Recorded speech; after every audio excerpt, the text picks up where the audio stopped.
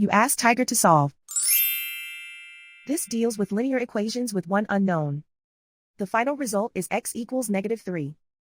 Let's solve it step by step. Swap sides. Group all constants on the right side of the equation. Subtract 6 from both sides. Simplify the arithmetic.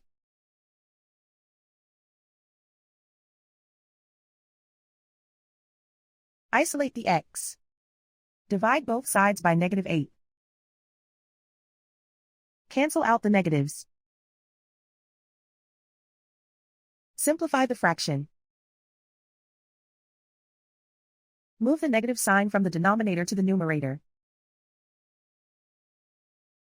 Find the greatest common factor of the numerator and denominator. Factor out and cancel the greatest common factor.